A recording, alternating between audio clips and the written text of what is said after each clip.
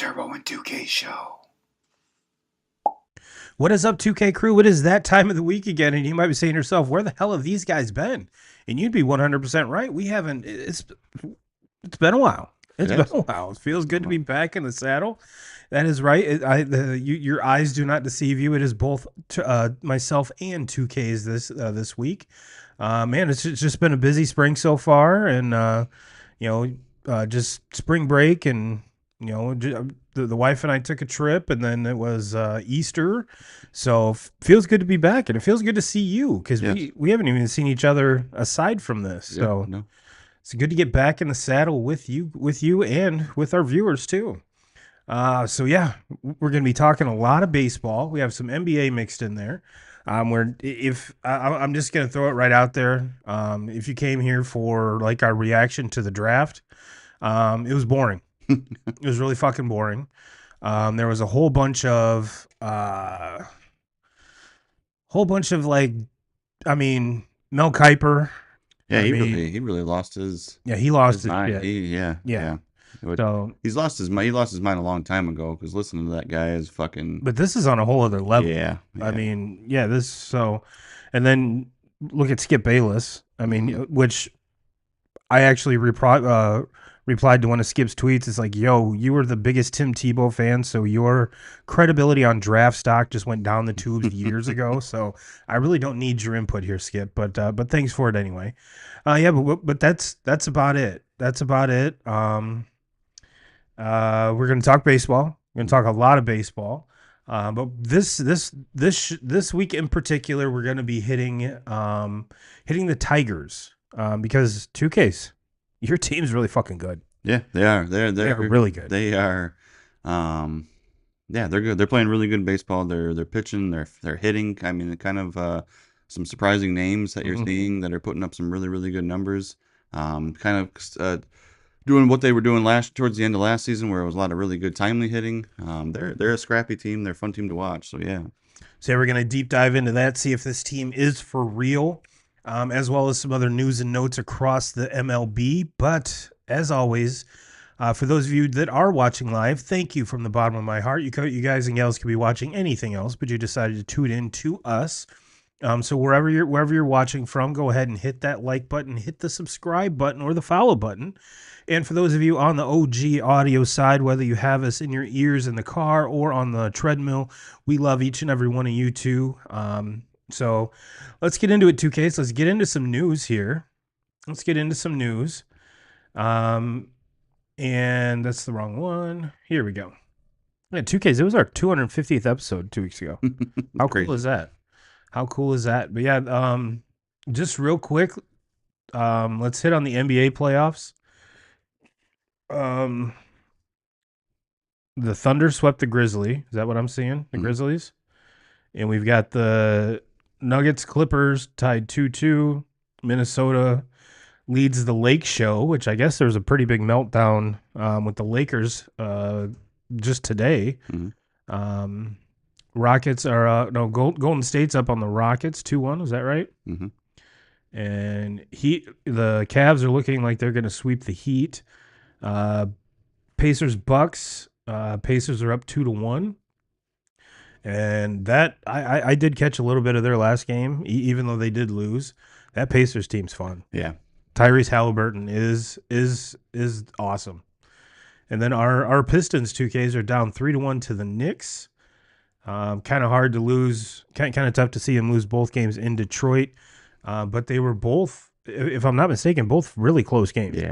Yeah, and this is, I don't think a lot of people expected the Pistons to go on a tear here in this playoff series. I think the fact that they're in the playoffs shows the trajectory of that franchise, and no, it's been pretty exciting to watch them. Just the change that they made from last season to this season, how much better they've gotten. Well, hell, they had 14 wins last year. Yeah, and kind of seeing what Cade Cunningham is capable of this year, and he kind of has had his all-star season and going off. And this is a young squad they're not just going to disappear. They're going to be a playoff team for many years here. So it's nice to watch them. And hopefully they get Ivy back fully healthy next year too, which would really help this squad as well.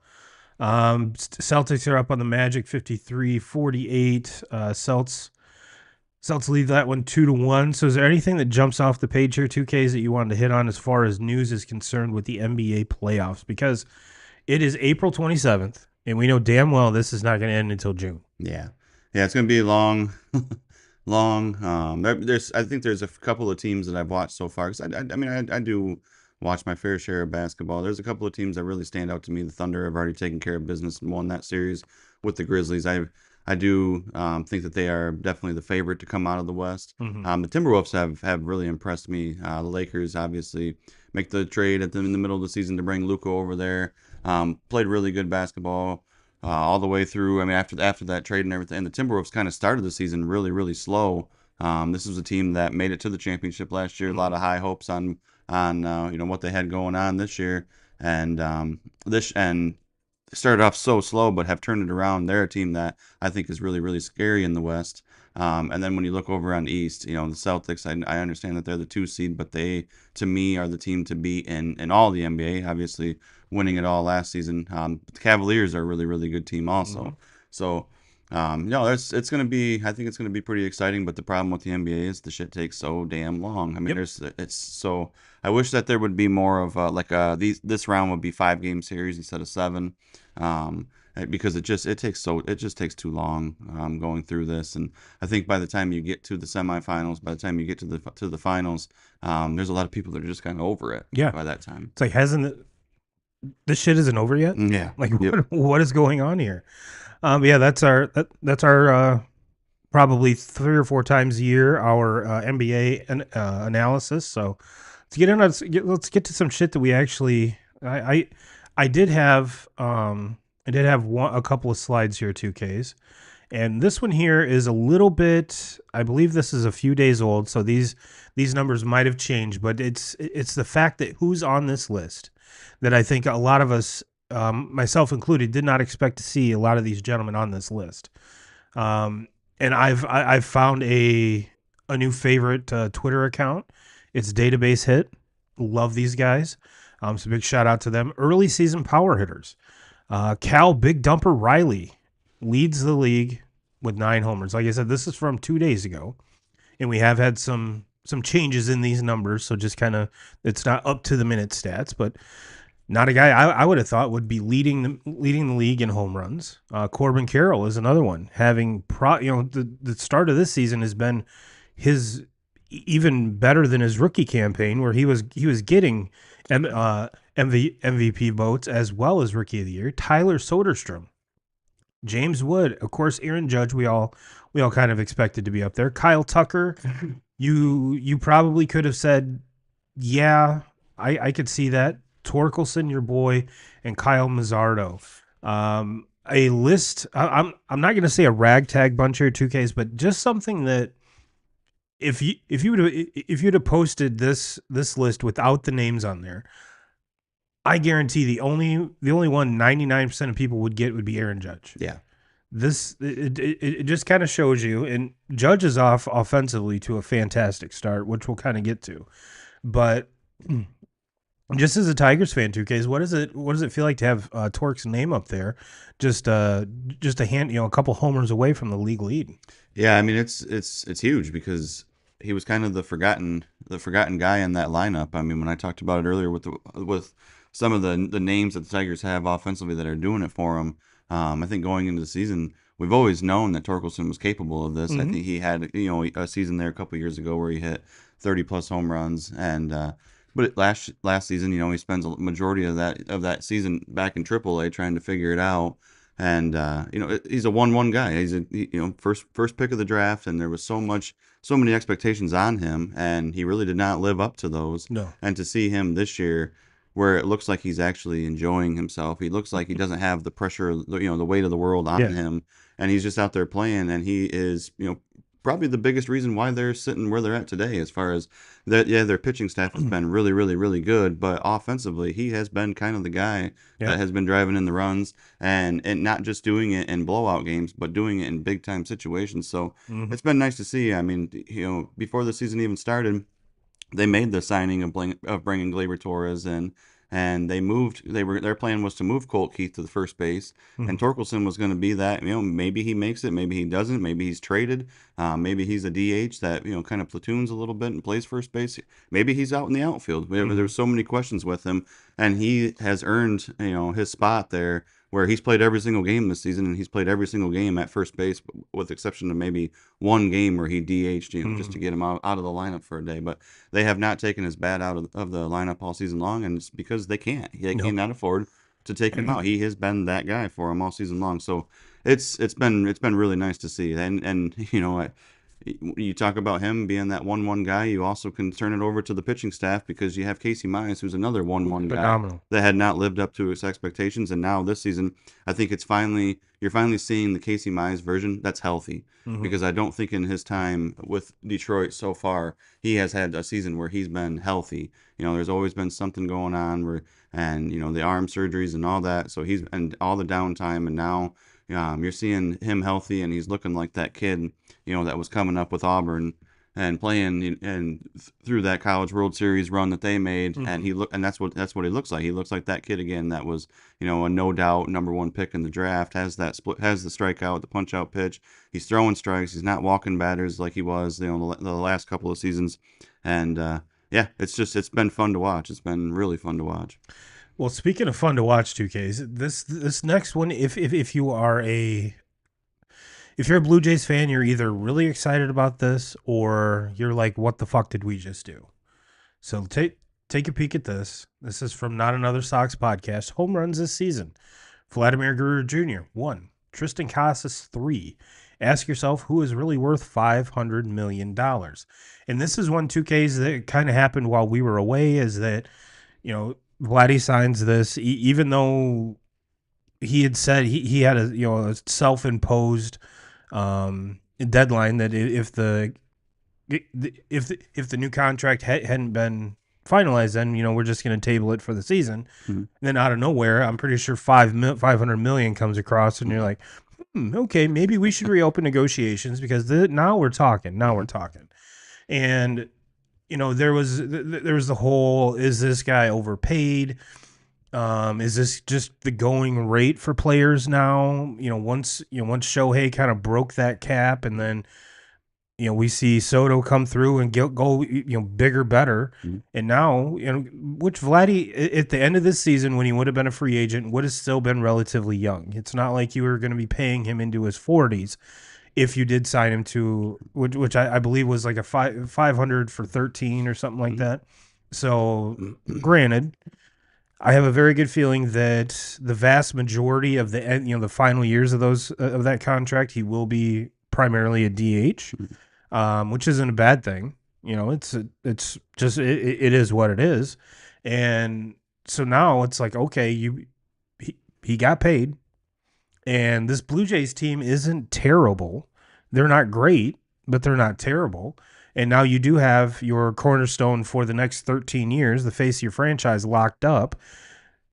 And even last year, kind of getting back to my point, was he had that great MVP type season, and then it's been just regression ever since. And last year he started off terrible, but towards the end of the year we did see the average bump up, but the power numbers really weren't, for someone that's making $500 million. You think, all right, this guy's going to hit me at least 40, at least 30, and he has one. So I could see why, if you are a Blue Jays fan, you're like, okay, this is a good thing because we have our guy locked up, Right. and we finally found someone to take our money. Because 2 years ago, Shohei was allegedly on a plane there, which really wasn't the case. And then last year they were in the bidding for Juan Soto, so they were willing to pay top dollar for these top guys, and they just couldn't give their money away. So I have a feeling that moving forward, because they have Vladdy locked up, because they are the willingness has been tested, and it has been proven that they will pay. So maybe now more free agents will think of Toronto as more of a destination. You get to play with Vladdy. We still don't know moving forward with Bichette, what's his status. So there's a lot of what ifs with the Blue Jays Mhm. itself, but you and I really didn't get to talk about this contract that much. So are you a fan of it? Are you not a fan of it? Where do you lie there? Um, this whole offseason with Toronto really was just confusing to me because Yes. I thought that they were a team that needed to just rebuild. I Yeah. think, and whether that meant going out and signing Guerrero, whether that meant doing this big deal and having him be your who you build around, I'm completely fine with that. But they brought over the Santander from Baltimore. The big home run hitter. He really hasn't done anything up to this Mhm. point. And it was just like this whole team. I can remember when it was Guerrero and Bichette and who's Kevin Biggio. Biggio kid that were Mhm. coming up at once, and everybody was so high on what this team had as far as offensive players, and they've all kind of It started out great. started out really good, and Biggio was the first one that kind of just fell off. He became Mhm. more of a utility player, He's not even on the team anymore. not even on the team. And then Bichette really has not lived up anywhere close to what the expectation was No. with him. His batting average this year is a lot better. He has been a pretty decent leadoff batter for them. But he was a guy that was supposed to hit 25, 30 Yep. home runs. For him to be, a month into the season and not have a home run yet, it's unacceptable from, for that standpoint of where they held him at. And defensively, he's not a very a solid glove Mhm. at Yep. shortstop, which is what you Yep. expect from someone his age, and B kind of the player that you were Yep. kind of pumping him up to Yeah, be. and I said it. I was saying it all along when all these kids were coming up that this it's great that they have this, but it reminds me now so much of what Baltimore is going through. Yes. You have all of these great prospects, but you have no pitching. None. When you don't have a pitching staff to build around, and I'm not saying that you got to have a bunch of aces, but you got to have a staff that and I mean that's when you look at what the Tigers have done so far this season, it's because of what their staff is doing. It's because of what the bullpen is doing. Mm-hmm. Their bullpen has not been taxed really at all this season Mm. because they have guys that are going out there and giving them 6 innings plus, and not giving up more than a couple of runs in a game. Their offense is able to come back and win ball games late in games because their bullpen is able to keep that game, at a 2-run, 3-run distance where it's not getting away from them. Bad teams are the teams that just get blown away. They get beat by 7, 8 runs, and they don't give their offense a chance to make a run in the 8th inning, make a run in the 9th inning. And the Tigers have done a great job of that, of keeping it close. But kind of getting back to Toronto with, I just don't. I think they don't.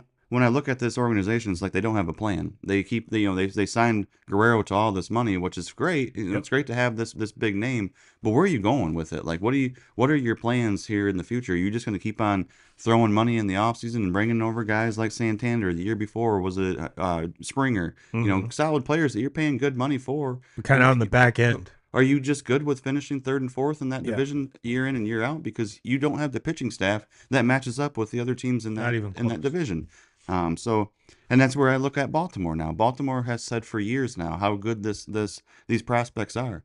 Well, how good are they? Because Mm-hmm. Jackson Holliday doesn't look that good. He Mm-hmm. looks like he can really only bat against right-handers. You're not even really they're kind of platooning him when there's a lefty on the mound because his numbers are so bad.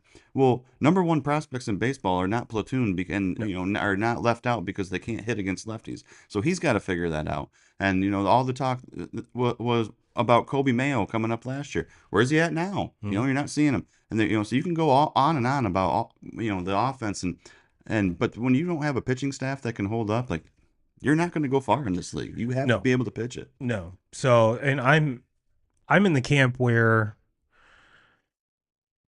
if you sign him to this contract, you're pretty much saying we're definitely not trading you if this team continues to sink.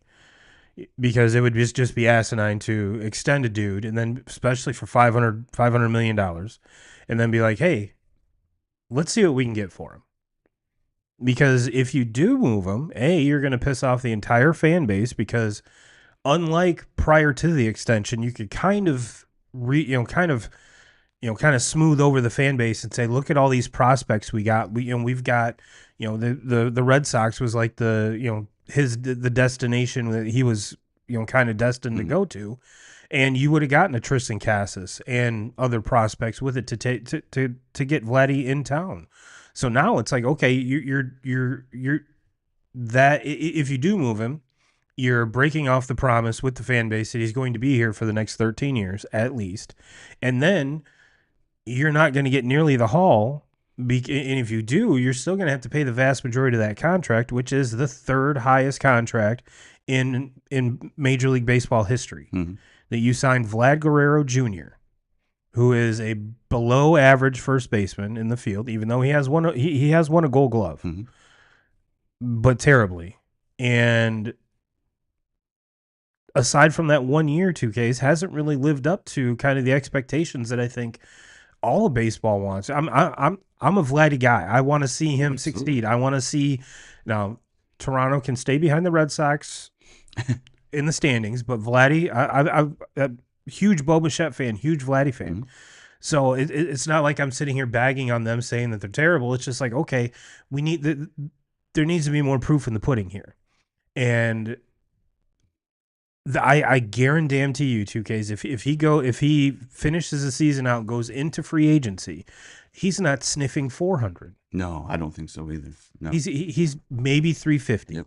maybe 350. And we're sitting here like that's not a lot of money. Of course, it's a shit ton of money, but 350 is a whole. Mm-hmm. The distance between 350 and 500 is maybe two players Yeah. on a roster. So and and you're exactly right. And I think that's what's so confusing for fans there, and for even us outsiders looking in on that is, normally with your hometown guy, you get that hometown discount. Nope. And they didn't get a discount with this one, Nope. And it's like, and now after signing that deal, and you have this franchise that's just kind of, it's not that they're an embarrassment. It's not that they're terrible. They're still a solid team, and they're not just a rollover team, but you're just a mediocre team that is borderline make playoffs. Probably aren't going to make the playoffs because of the division that they are in, Mm-hmm. and so it's like they don't have a plan, and you just spent all of this money on a guy that is not a top 10 player in the game right now. He's not a top 10 baseball player in baseball right now. But he's the third highest paid. Yep.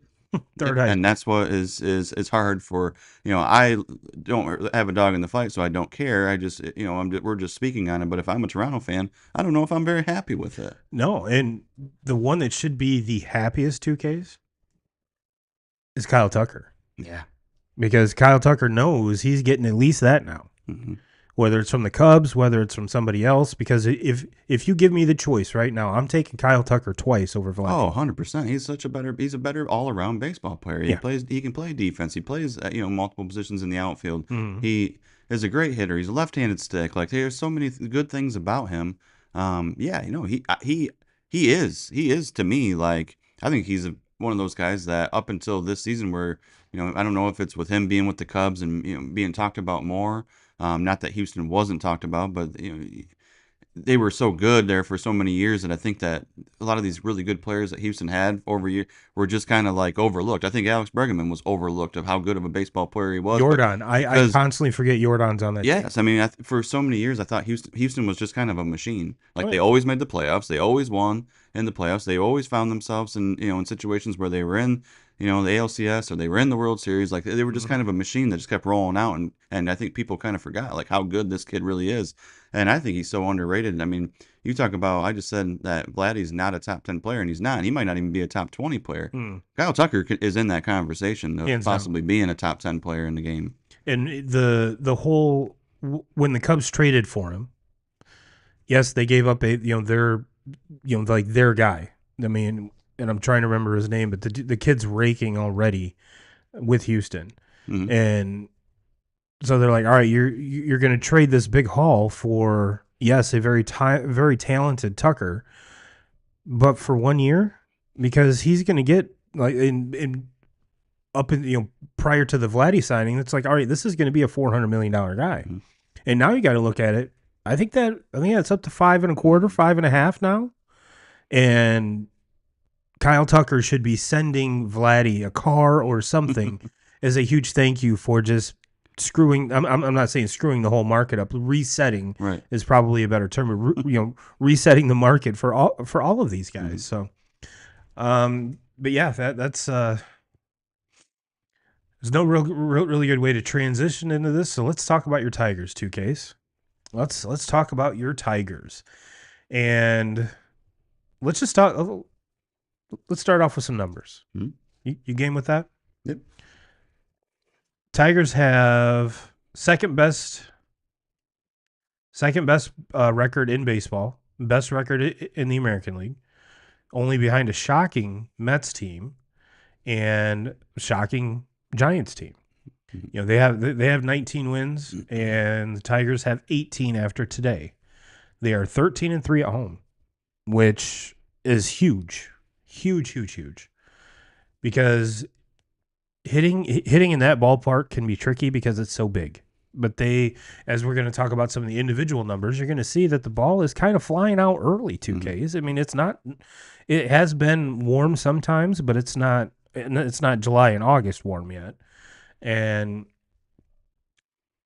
Tigers have the best run differential in baseball. I don't know when the last time. I mean, you probably have to go back to JV, Yeah. Scherzer, Yeah. Miggy, that crew to be like, okay, at the end of April, the Tigers are plus 42. And what kind of shocks me the most about that is the Royals are at minus 16. And, the Royals were a very sexy pick to win this division. The Tigers were as well. So just goes to show you, kind of getting back to what you're saying, is that not only is this pitching staff, which we're going to get into here next, but the hitters are doing their job too, because you can't. Both those have to work hand in hand to have a very good run differential. You can be very stingy with the pitching, but if your hitting sucks, it's not going to be that great, and then vice versa. So let me throw some of these some of the stats at you here, 2Ks. And again, this is from yesterday, from Woodward Sports Network. And if you're a Tigers fan, if you do not follow them, they are the best. Another day, another masterclass from a Detroit Tigers starting pitcher. And today was Skubal. So his ERA, I'm sure, went down. Casey Mize is sitting at 2.12. Jack Flaherty, 2.63. Jackson Jobe, the rookie, 2.7. Skubal, 2.83. And Reese Olson, 3.29. Now, yes, just a handful of starts. But you know what? When arguably the best pitcher in the game has the fourth best ERA out of your starting five, I think as a Tigers fan, you'd be like, sign me up. Sign me the fuck up. Mm-hmm. And says this is the best rotation in baseball, and it's not even up for debate. And I would love to hear someone else try to debate that this starting staff is not the best in baseball. Yeah, I mean, it's impressive. It's been, I want to see it hold up. I hope that in a couple of months we're having the conversation and we're still saying that they're the best. Because there's just so much. It's just such a bright future to look at with them. They're not one of those guys is over 30. Flaherty's the oldest guy and he's 29. You got Reese Olson who's 24. You got Job who's 22. You got Casey Mize who I think is 27 or 26, and then you got Skubal who I think a lot of people are going to say Paul Skeens. I think Tariq Skubal is the best pitcher in all of baseball right now, and he's 27 years old. So. Yeah, and then it's not that they have like this big name, coming out of the bullpen. They just have these same guys that they had last year, and which that's not a bad thing either. And there's not I get it. I think a lot of it has to do with what happened when Hinch was in Houston. I think that's why he doesn't get the credit that he for what he does. But I don't even put the bias aside. There's not a manager in baseball that is as good as AJ Hinch. There's not. To take what this lineup is, and he's got guys, and this team, they're so, the pitching has been great, but I just keep on looking at the offense, and the offense, we're talking about guys that there's not great baseball players in this offense. It's a very, very versatile offense. AJ Hinch has guys that he can move all over the place. They're playing, for example, take Zach McKinstry, a guy that is just having a fucking season right now. Timely hitting. He's batting .321. He's going to be an all-star. And doesn't know where he's going to be playing ever. He could be playing right field. He could be playing second base. He could be playing shortstop. He could be playing third. He could be out in left. Fuck, they can put him in center. Like, he plays all over the place. And he was always been that guy, kind of similar to like what they did with Don Kelly a lot of the time. And now this year, he's batting .321, and he's turned himself into a bat that AJ can't take out of the lineup. So he's basically playing every single day for him. And then when you think about like already talked about Torkelson. Riley Green hasn't even really hit his stride yet this season. Hasn't No. been good. His numbers are not good. And then you look at all the injuries that they've dealt with. Parker Meadows, we haven't even seen him yet. And I think Parker Meadows is one of the best offensive players on this team, and definitely the best center fielder that they have. And then who the fuck would have ever thought that a month into the season, 70 some at bats into the season, that Javi Baez would be batting 301 No. No, and playing fucking damn good center field right I was now. just going to say that. I Playing, guarantee no one had on their bingo card either Javi hitting 300 at all this year or playing center field and doing it well. yeah, Doing it very well. Yeah, doing it, and it's like this team can play good defense. They haven't had they had Rodgers for I think the first two series of the season. Then he goes down with an injury, and Dylan Dingler, who we saw a little bit of last year, but last year it just didn't look like he was ready for it yet. Well, he's ready for it now. I mean, his offensive numbers are very impressive. He's been really good behind the plate. No, you can just keep on going. I mean, Gary Carpenter to me hasn't hit, the way that I think we're going to see him hitting as the season goes on. Beginning of the year, he looked really, really good. But he really struggles against lefties. But so when you have a guy that you have a guy like Gary Carpenter that really, really struggles against lefties, left-handed stick. They have a guy named Andy Ibanez who's like a left-handed fucking cheat code when you put him in the game and have all he does is bat against lefties, and he fucking just kills them. He gives you a good at bat all the time. It's just this team is so versatile, and it's like it's got to be a nightmare for opposing managers to go through them because of how good AJ Hinch is at setting his guys up to succeed, and then just how you go through this lineup and how you attack them when you start getting into the bullpen, and with all the rules of pitchers having to throw to three guys. They have done a wonderful job of putting this team together, and it's not, anybody can win with that Dodgers squad. Anybody can win with that Mets squad. Like, that's just roll a lineup out. You roll the same fucking lineup out every single day, and you pay for what that. But to win with this lineup, man, you better be a really good manager, and you better have one hell of a staff that with you. And it reminds me a lot of the conversation that we had with I forget the name now. Cody. About just the analytics and how what goes into it, and just how you think as a manager, and it's not so much thinking in the moment. It's thinking about the seventh inning and the third inning, and what's gonna set you up, and it's a whole different style of baseball. But what they're doing right now, I mean, yeah, we watched it the last month and a half of last season, and it carried them into the playoffs. But I gotta be honest with you and saying, like, yeah, I thought the Tigers would be solid this year, and who knows what's going to happen here in the next couple of months, is can they keep doing this? But it's like, what they're doing and how they keep on winning games and the style that they play. It's really, really fun to watch. Oh yeah, and you're seeing a different guy contribute every single day, and kind of getting back to, like, Torkelson's hitting 255 with 24 RBIs and now 8 home runs. For if you were to take that out of the lineup and kind of have him at the same spot he was, prior to the send down last year, this team isn't nearly where it is.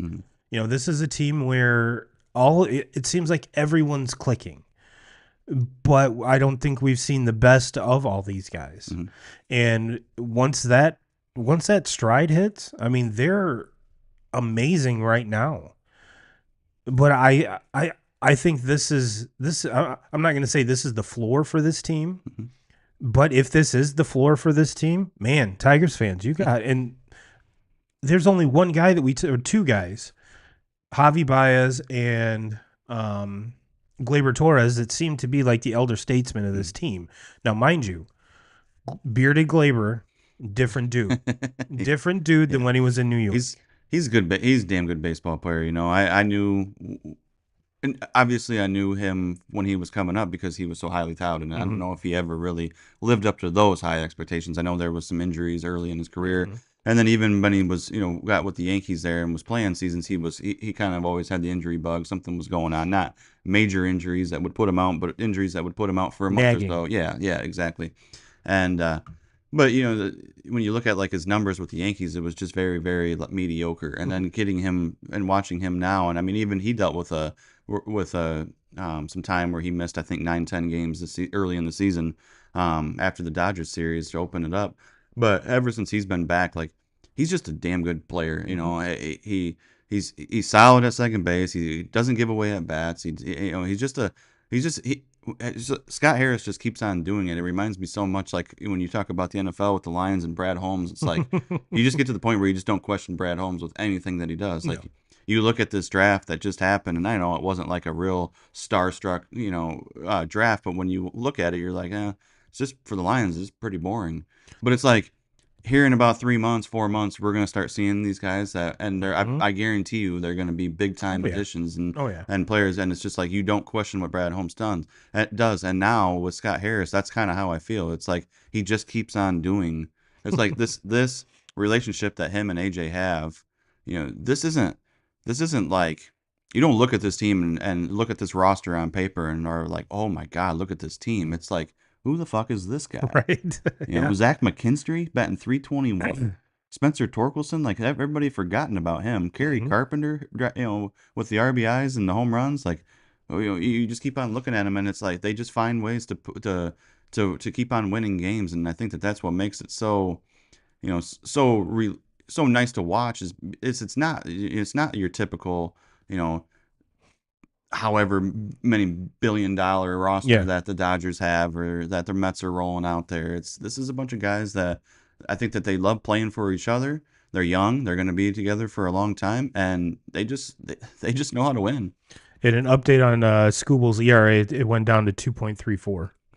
So not too shabby. Yeah, he was not too shabby. He was real good today, and they just swept Baltimore. Baltimore, you talk about a team, They're bad. the highs of what the Tigers are going through, and to see what Baltimore now this year, just in 1 year, how much how things change. I can remember, and I know that we've talked about this a lot, like last year where the Tigers were before the Tigers went on that run. We're at the trade deadline, and it's like, what are we gonna do? Yeah, we were talking about trading Scooble, and that was the talk. Like, can you trade Scooble? Can you get Jackson Holiday? And can you get Kobe Mayo? And all these Baltimore fans were like, no way. There's no way that you're giving up a Jackson Holiday for Tariq Scooble. Bet you they Man, stumble over. I bet you would change your mind on Yes. on that one now, because and then to see one season later Corbin Burns is gone. Last year if they would have had the balls to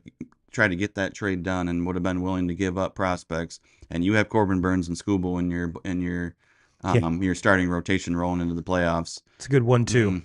It's a really good 1-2, and that might have been their only chance, because they better figure some things out pitching, because when you're rolling a team ERA out there and it's north of 7, that's not the recipe for very much success.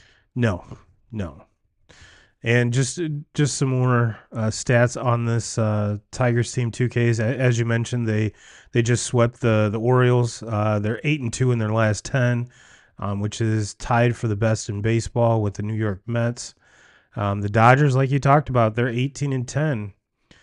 So they have the same record as this Tigers team, but it seems like I honestly had to look the other day and be like, is Shohei playing? Or am I just living in a world where I'm just not seeing Shohei stats and Shohei clips, because it seemed like last year that's all we saw, and now it seems like it's kind of calmed down. But dude's having a Shohei season. I haven't checked like the stolen bases, but he's up there in knocks. He's up there in average. Haven't seen it. He hasn't pitched yet, right? No. I say, and that's something that one of the weeks you were gone, that's one of the things that I kind of talked about, is like, you know what? I know we paid you a lot of money. I know we paid a lot of money for like the unicorn effect, but if you're going to give me 60-60 every year, let's do that. Let's just do that. Let's just do that. With this pitching staff, the way we have it constructed, we don't need you. So that's, and I think that's by design, and maybe it's, kind of preventing him from further injuring himself. But yeah, if you're going to give me 60-60, 50-50 a year, just keep doing that. Just keep doing that, and we'll be fine. Yeah, Exactly.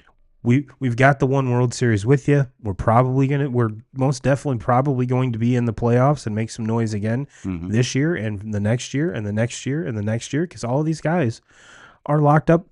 Aside from like Max Muncy and a handful of other guys that have been there forever, all of these new acquisitions are there for multiple years. So the window is still, I mean, let's be honest, it's not a window. It's French doors, and them motherfuckers are wide open, wide open. Probably don't even have doors on them. That's how wide open it is. Well, 2Ks, I know we've kind of sucked the Tigers' dicks here, or what the kids call glazing, but it's needed. I mean, they're in an AL where I think we both can agree that kind of the I'm not going to say loaded teams, but the best teams seem to be in the NL this year. This is a very winnable American League and an extremely winnable AL Central, which we've kind of talked about at great lengths many years. But this is a Division II that sent 3 teams to the playoffs last year. And is it looking like it's going to shape up like that? TBD. I mean, and you go the story of last season. Why I believe that you get 3 teams in this division going is because you have the White Sox in it, and everybody just beats up on. And it looks like that's going to be the case this year also, where teams are just going to they're just going to continue to beat up on the White Sox, and that's going to give them a good chance. But when I look at the American League, I think it's really hard to say that those 3 teams in the Central are not going to be playoff teams again. Like regardless of that, of just beating up on the White Sox, like I think that they are better teams than you look at the East. I think it's the Yankees and Boston. I think the other 3 teams you're gonna see them fall off in there. I just don't think that I don't think any of those 3 teams are as good as Kansas City. And then when you look at the West, it has been a little bit better so far for Seattle. We already knew the pitching staff that Seattle had, but it was the offense last season that was just terrible. Well, their offense is looking a little bit better this year, a little bit. They have a better run differential than the Rangers. Yep, and the Rangers are. I think the Rangers are the team there that is set up to stay. I think that they're the team that when all said and done, I think the Rangers are the team that win that division, and I think the Rangers are the only team that get into the playoffs in that division when it's all said and done. Yeah, and if you look at the spreads from top to bottom, I mean, we've mentioned the Orioles and how kind of this season hasn't gone nearly the way that Orioles fans thought of. But we have the Yankees sitting atop tied with 16 wins with the Red Sox. Then Toronto is at 13. The Tigers have 18 wins. Let's throw the White Sox out of here. The Twins have 12. Seattle's leading the West with 16 wins. Let's keep the Angels in this 2Ks. They have 12. They're 3.5 games back, and that is what I see is they're getting back to the whole. This is extremely winnable. There's 7-8 teams that could be the number 1 seed in this on the American League side, which is going to lead to a phenomenal finish. But if you want to flip this to the National League side, 2Ks, we got the Mets with 19 wins, the Cubs with 17, and the Giants and Dodgers with 19 and 18 respectively, with the Padres sitting there at 17 wins, and the Diamondbacks with 15. So, and then again, throw out the Rockies. But that's about the only team you could say that we're just going to throw out right now. The Marlins have 12 wins, so do the Braves. The Braves have been injury-riddled, gotten off to probably the slowest start in Atlanta Braves history, it seems like. And we've seen them kind of, they're 7-3 in their last 10. We're seeing them kind of be the Braves that we thought they were going to be. Spencer Strider made a start, and I believe he was dinged up again. So, we're not sure when he's going to be back, but I think the major and Acuna hasn't played yet. So hopefully for Braves fans, the reinforcements are coming. And they've had a couple starting pitchers step up in that Max Fried absence that I don't think any of us, unless you're a diehard Braves fan, saw coming. And the Giants, we all thought that, this was going to be a Dodgers Padres or Dodgers D-backs kind of going back and forth, to win this division. But we're seeing all four of them teams. Like it would not shock me now if any of those four won the division, and this might be a Division 2Ks where we do see 2-3 teams come out, and then another good time story is the Reds. You know, I think as baseball fans, we all want to see the Reds do well because of names like Ellie De La Cruz. Pittsburgh, we all want to see Pittsburgh do well because of Paul Skeens, because of their Cruz, O'Neill Cruz, who keeps hitting fucking moonshots that are all 120 miles an hour or plus. And that team stinks. They're 11 and 18. And getting back to the West real quick, the only team that has a negative run differential is Colorado. Like I said, we're just throwing them out.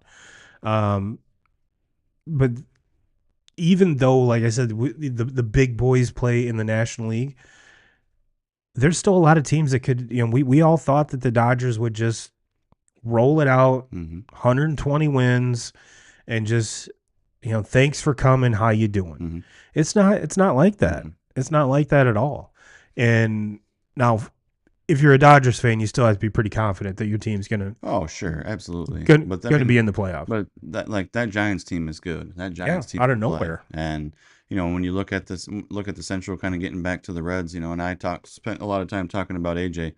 Terry Francona is still got it. Yes, he does, and that is, to me, is for the Reds is a very, when they hired him, that was a very, very scary hire, and it had to be a scary for everybody else in the Central because he just knows how to win baseball games. You know, we watched him. It wasn't like he's only done this with Boston. He did this with Cleveland too. He turned them into what they are now. Exactly. Yep.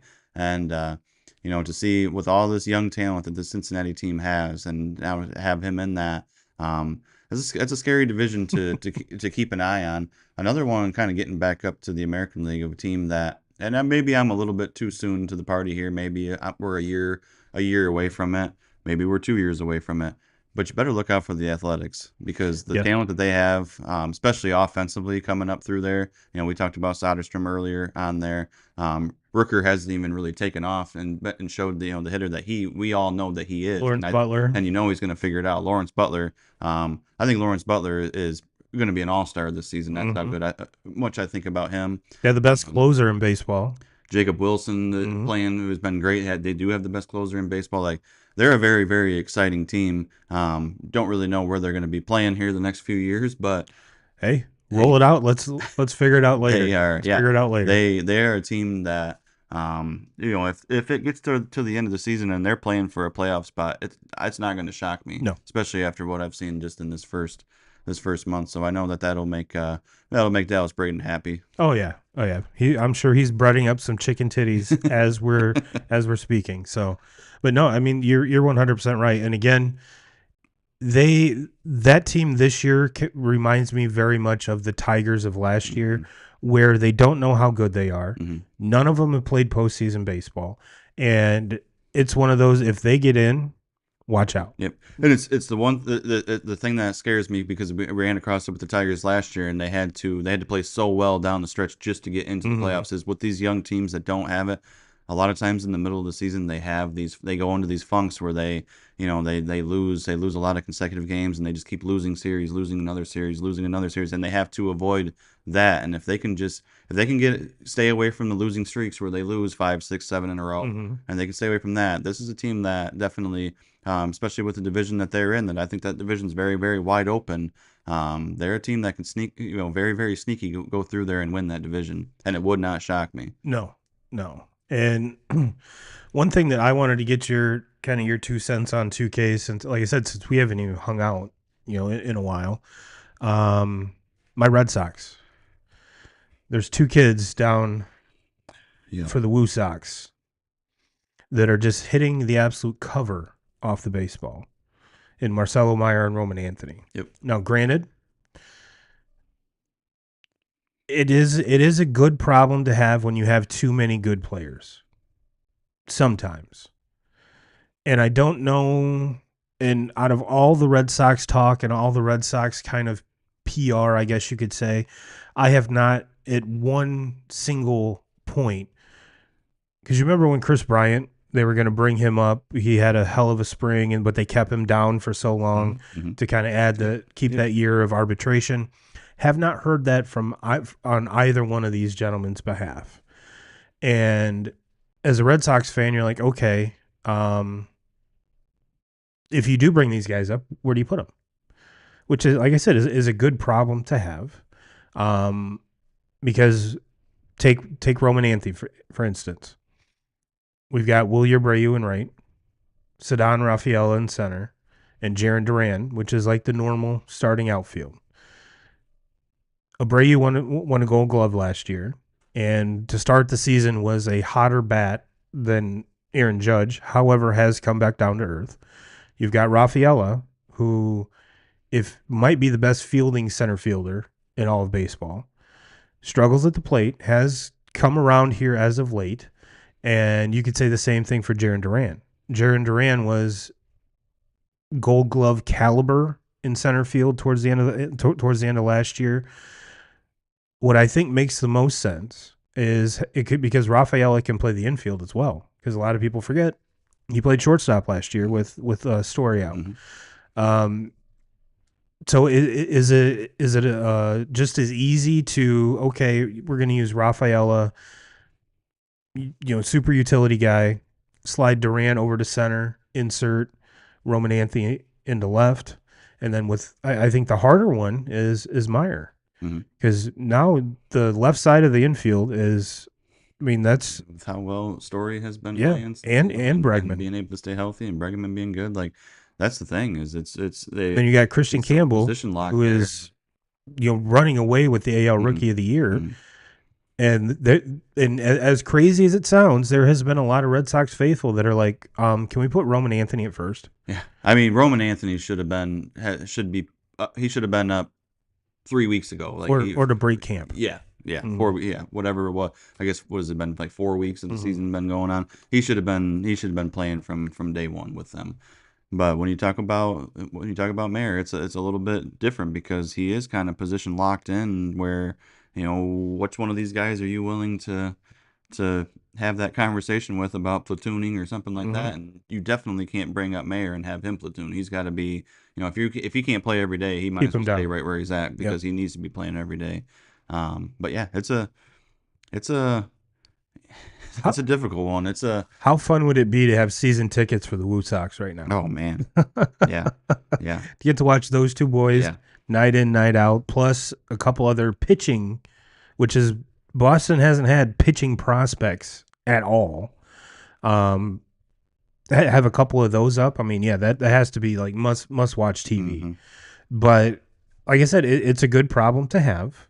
And I think what is fueling this the most is this. Today was a very, very good day for the Red Sox. Beat the dog shit out of the Guards, and they've won. They've been winning against good teams, but for whatever reason, I think they split the season series with the White Sox, which is unacceptable. But they did the same thing last year, and kind of at times so far, it's been the lack of offense and horrible defense. This team keeps rolling in and night out. It's not the pitching. The pitching's been locked down. And so had this team come out the gate, was hitting well, was fielding well, they're pitching well. This, you're kind of more okay with, especially Mayer staying down. But like I said, I thought Roman should have started the year, but then again, he only had a handful of games at AAA last year. So, and with Mayer being hurt, now you're seeing what he can do healthy. I want to see that a little more. I'm not as rushed to the bigs with Mayer as I am with Roman right now, just because. And they've kind of one of the things you have to, I guess, has been kind of talked about in Red Sox circles is they've already tried to talk extension with Roman Anthony, and he's like, "Nah, I'm good." Because I mean, they extended Crochet, they extended Christian Campbell, very good signs. Love both those guys. Might love Roman Anthony a little more, and it's not to say he's he's disgruntled in Boston, but I think he kind of knows his worth a little more. Well, it's so there's going to be you're going to run into where these kids and these people that represent these kids, they have learned, the Ronald Acuna, Yeah. where the Braves jumped on it and they saw that, and now if you were to go back and have this conversation with Acuna now, especially after he wins the MVP season and he has his 50-50 season or whatever, 40-50, 70-40. 70, oh yeah, 70-40, Yeah. has that season. I'm guessing he was probably wanting, some type of a yeah, and so I think for that time that was great. Like the Braves jumped on it. I think they also did the same thing with Albies. Yeah, Ozzy Albies, yep. And you started seeing some other teams doing that also. Yeah, well, that wasn't. We all knew that wasn't going to last forever. You weren't going to be able to keep doing that and jump in front of that. Like, no, these guys that are to Roman Anthony caliber that are gonna be the guy, gonna be the. You're not gonna get them on this. They're too smart now that they'll wait. They have enough confidence in themselves that hey, I know I'm gonna put these fucking numbers up. We'll address this in 4 or 5 years, and you're gonna pay me fucking big money, and I want that deal like what Vladdy just got. I want that deal. I want that Otani deal. I want that Juan Soto deal. Like we're getting in those numbers. That's where I want to be talked about. I don't want this. Yeah, great, 150 million now, life-changing money. My kids are going to be fine. My kids' kids are going to be fine. My kids' kids is going to be fine.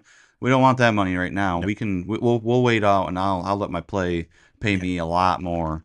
Yeah, yeah. And so, like I said, Red Sox Nation, calm down. It's not, he's unhappy.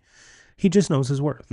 And to know your worth in a franchise that has been very, very hesitant to pay their top guys, Mookie Betts for one.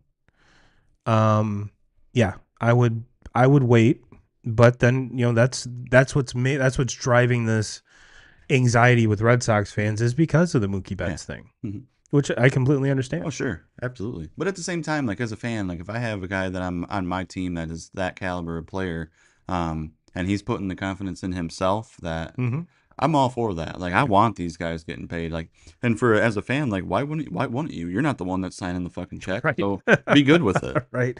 And another guy who needs to get extended is Scooble. Yeah. Oh, absolutely. Yeah, Right? absolutely. And I think it 100% gets done. It has to. I think Scooble is happy where he's at, especially now where he's starting to he's on winning teams, Yeah. and I think it was important to him.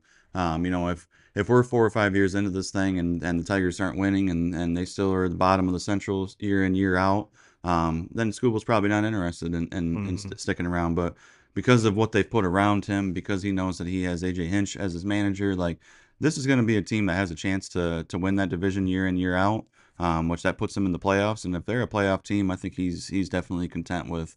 He's going to get paid. He's going to be, if not the highest paid pitcher, he's going to be right up there at the top, and he deserves it. He deserves it. There's no argument to be made, especially for a guy that's 27 years old now. So I mean, he's still got a lot of years. Yeah. Yep. And if he wins a second Cy Young this year, that's why I kind of thought the Tigers should have got it done in this offseason because even though it was it was the highest of highs, he's coming off of a Cy Young Triple Crown pitching season. What if he does it again? But there's such a good chance that he does it again, and is the stock's is just gonna continue to rise. Like Scooble can become the highest paid pitcher, and then he's gonna be the highest paid pitcher for probably another year or two, and then somebody else is gonna come. Could be Paul Skeens. Yeah, gonna come in there and by the Dodgers. Yep, or the Yankees. So, and that's why it was so important for Red Sox fans that they do lock up their guy. And I tell you, he's been talk about Cy Young pitcher. I know we're only a month into this thing, and let's not overreact, but Crochet has looked like he had one bad start his last start. Yeah, everyone's just like, oh, there goes Cy Young. There goes the Cy Young. Shut up. Trying to keep Boston fans happy. They're always. I feel like they're always on the right on the edge of the cliff. Oh yeah. They never can just be good with. You've won how many fucking World Series? You're in the fucking playoffs all the time. Like everything's always success. You are arguably you can make a really good argument that they're the best roster on paper, definitely in the American League right now. And you have two of the most highly touted players that haven't even played a fucking game for them yet, playing in AAA right now, and they're still on edge of like, so worried about this team because they're what 2-3 games over 500 and we're only a month into this shit. Like, no, they're gonna win that division. They're gonna be, probably the favorite to make it all the way in the American League, in my opinion, just because of the roster. And I think at that time you're also gonna see these two kids that we've been talking about on their team. And then we haven't even got to the fucking trade deadline and see Yep. what these teams do. A team like Boston is going to be active at the deadline, just like talking about the Tigers earlier. The Tigers are going to be active at the deadline this year. I think for And the be first time in years. buyers, not Yes, sellers, exactly. buyers. It's Yeah. not going to be, selling off, it's not going to be selling Flaherty like they did last year. No. It's going to be adding, possibly another arm to the back end of that rotation, because the the only thing that scares me with the Tigers right now with the rotation that they have is how long is Job gonna do it for? Because I have to imagine that they have him on an innings count. Sure. I have to imagine that towards the end of the season, if they're playing to win this division, if they're playing to be in the playoffs, I think Joe probably moves to the bullpen for them. I think he pitches more in there. They try to limit the innings, try to limit the workload on him as so much. He's only 22 years old. So I think by doing that, there might be a time later in the season where they need to look at it for a different arm to add into this to kind of take his place. And it could be somebody that's in the minors right now. Who knows? Or they make But a they also have, splash deal for Sandy Alcantara. yeah. And that would be awesome. In my opinion, the Tigers have to add a bat. They got to add. They have to add a bat that they can slap into the middle of that lineup. Probably, going to be a third. Got to be a third baseman or something. Or somebody that can play that. Damn, would have been nice to have Alex Bregman. I know that. I know he's pretty legit, dude.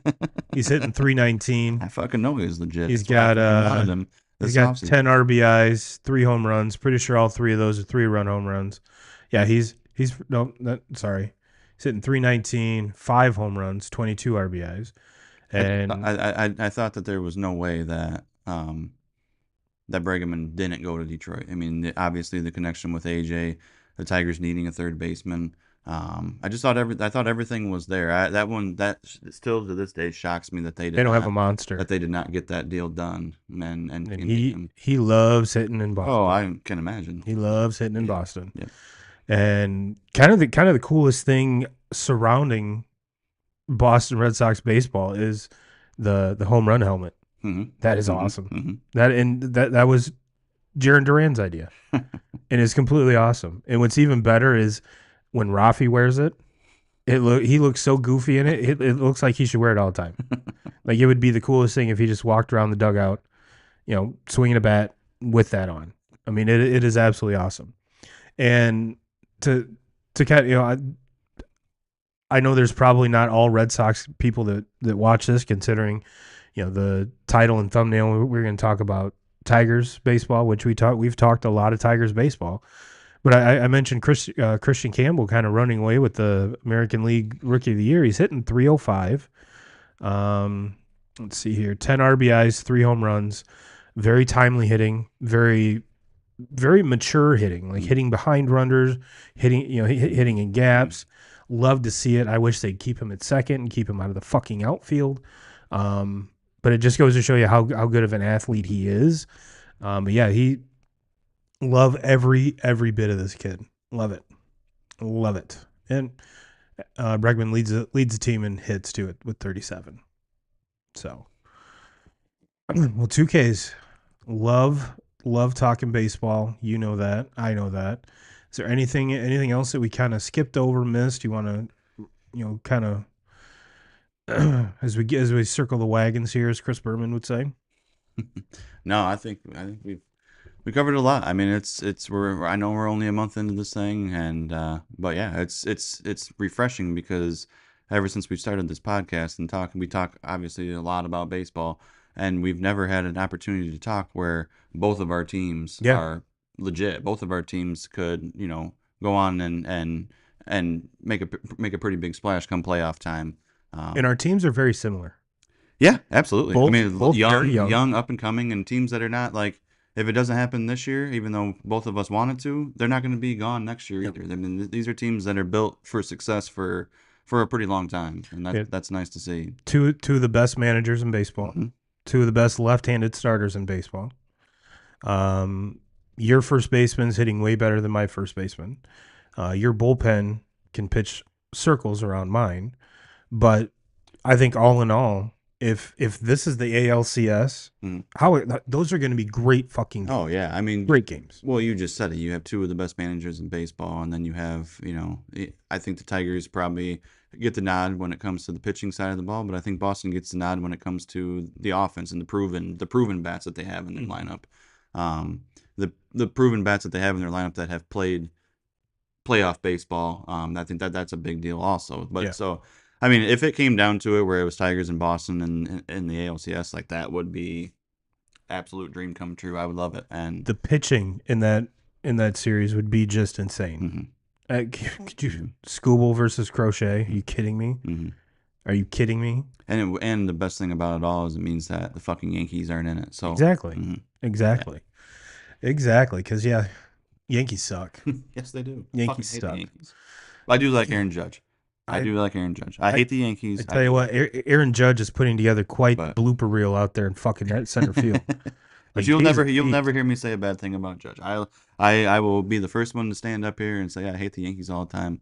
But man, I cannot say a bad thing about Aaron Judge. You can't. The only thing you can is he's an average center fielder. Yeah, yeah. But And to this point, he's been below average playoff baseball player. yes, yes. And if they do make it, he has to do it without Juan Soto Mhm.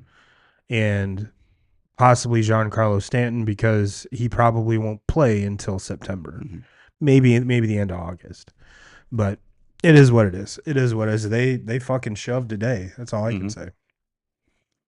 All right, well, 2K Crew, we'll get you out of here on that. We will be back next week. Haven't even put any thought into what we're going to talk about next week, so it'll be just as surprising to you as it is us when we get in here on Sunday. So everyone have a great week. We will see you next time, and as always, Jim Rome, we're coming for you.